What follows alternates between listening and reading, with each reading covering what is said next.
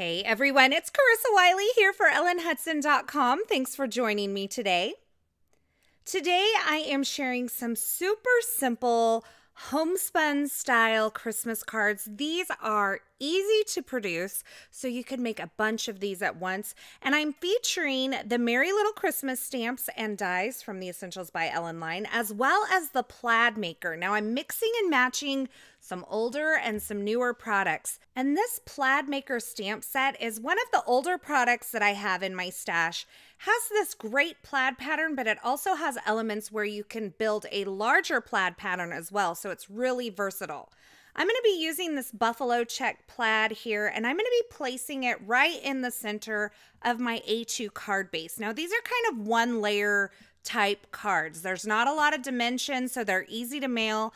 I wanted to create something that was easy to mass produce, something that you could use for your Christmas card designs, and something that didn't have a lot of layers so that it was easy to mail. Now, they're not technically one layer cards, but they're about as close to a one layer card as this girl gets.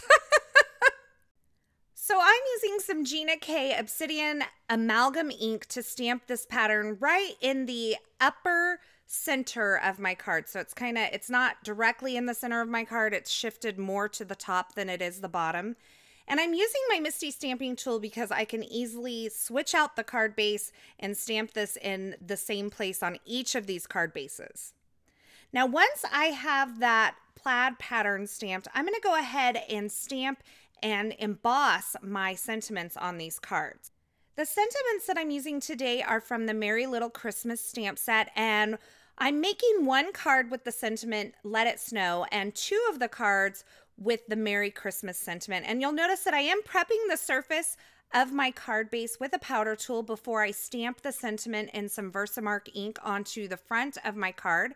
And then I will add some white embossing powder. I will tap off the excess, and then I'm going to heat set all of these at once. So I'm working assembly line style on all of these cards.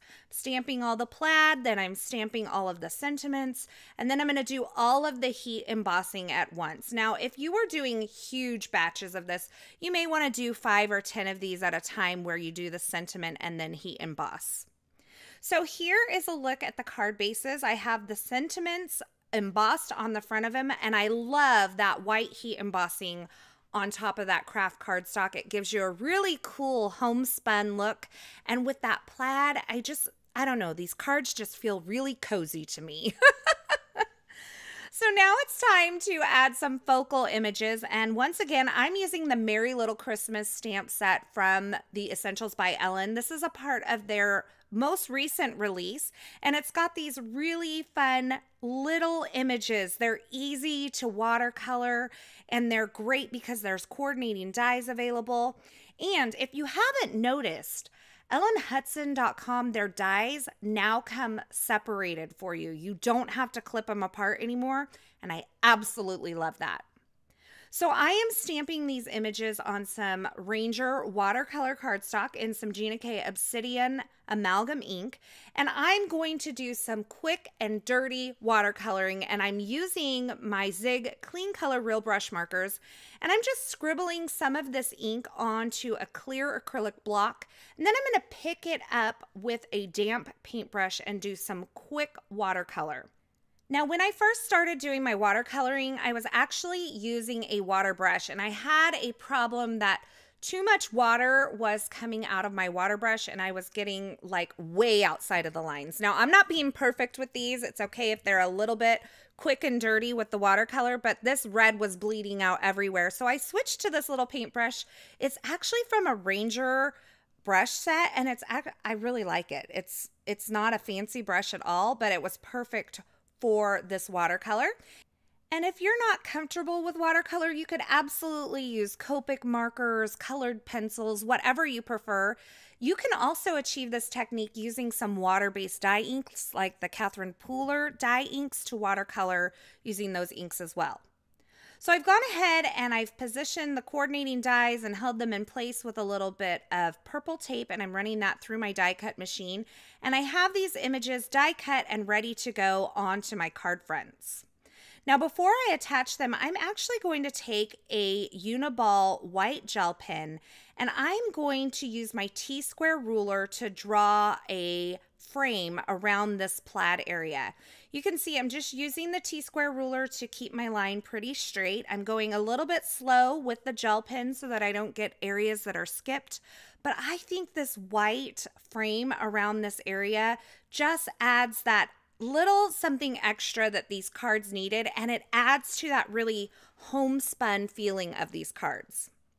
Now, once my frames are drawn onto the card base, I'm just going to use a little bit of foam adhesive on the back of these images to pop them up in the lower right-hand corner of this kind of grouping of elements here.